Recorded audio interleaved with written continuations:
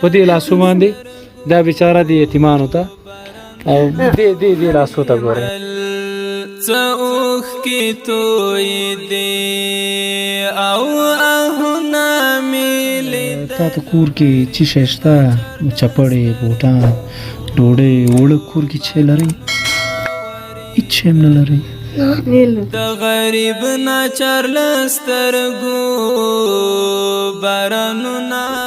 ډېر مې درد کوي دا څنګه مې زه چې وم داسې پرېږدي راڅخه په ګولۍ نښه کېږم ما ولیدا عجیبه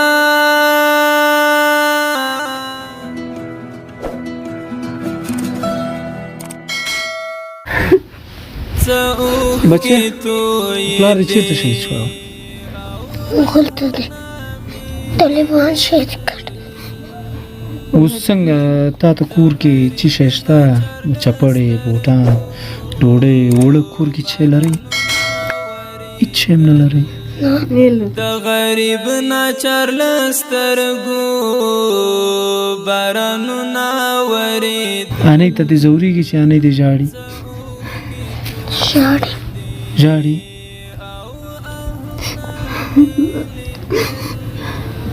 خورې دا یتیمان دا صغیران دا چې تا ته تر غاړې دي د دوی دغه پالنه بیا څنګه کوي دوی ته خوراک څښاک کالي دا شیان څنګه برابروي که یو مسلمان راکړي وروره راکړي که نه کوي را دغه مسلمانان پاته دي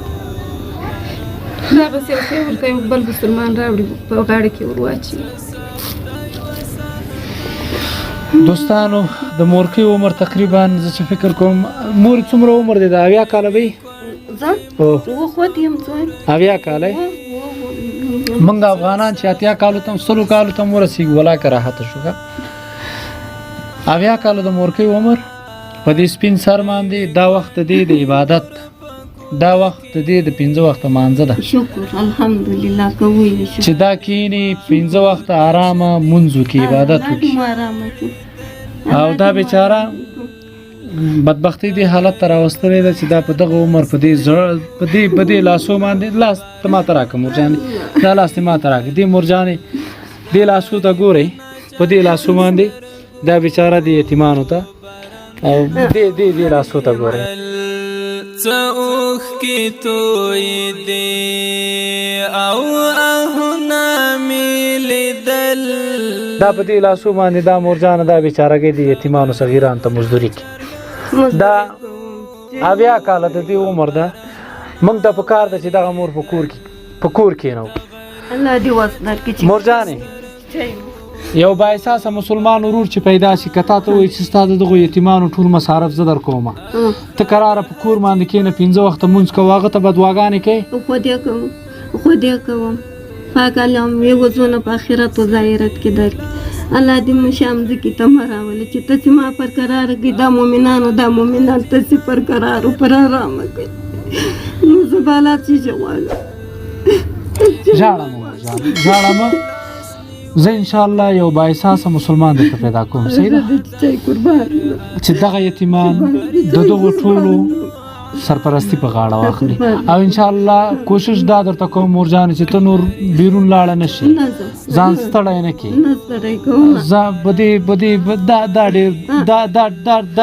دا لاسونه ډېر درد لري ښه دا زنګنونه مې په لمنځ په ناستو کوم دا تخم د زوی پر ځای واړو دغسې دغه یوه پښه الله اما کوم مورجانې ځان درد یوه پښه دلته وغځوم سجده وکړم دا چې په کوم درد د قرار سو باره دا پښه داسې کړم داسې یې وغځوم باره داسې سجده وکړم لمونځ زه په ناستو کوم دا زنګنونه مې درد کوي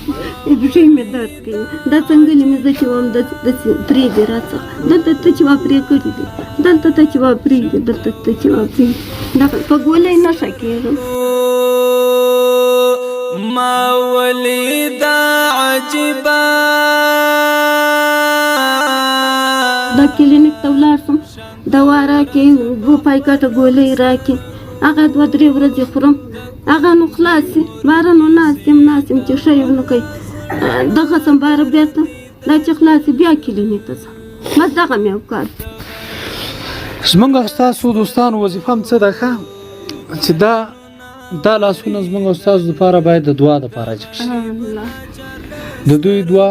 عرش لړزوي او دا مور ده مور یو عظیم نعمت ده هغه د کومو دوستانو چې ژوندی دي الله تعالی دې ورته تل ژوندی لري د چا چې تللی دي الله تعالی دې هغوی ته هغه دنیا ګل ګلزار کړي زه په ټولو باندې غږ کوم چې د دغې مورکۍ دا نور باید په کور کې نه و 80 کاله ژوند تېر کړی ده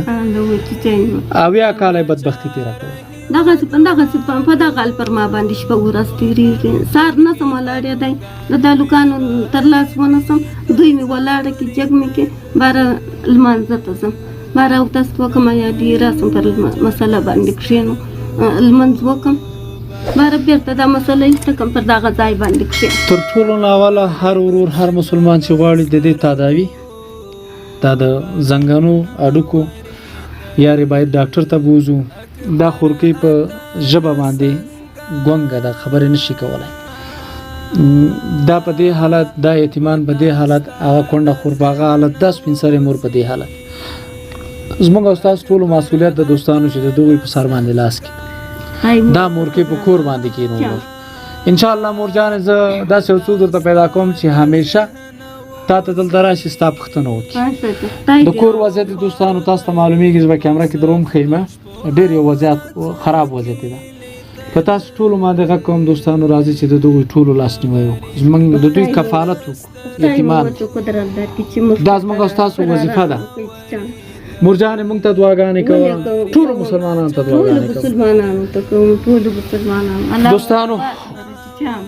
دا و د نن ورځې خپرونه تر څو زه بیا ستاسو درانه چوپړ کې حاضرېږم په لوی رب مو سپارم د الله په امان او اهونه مې لیدل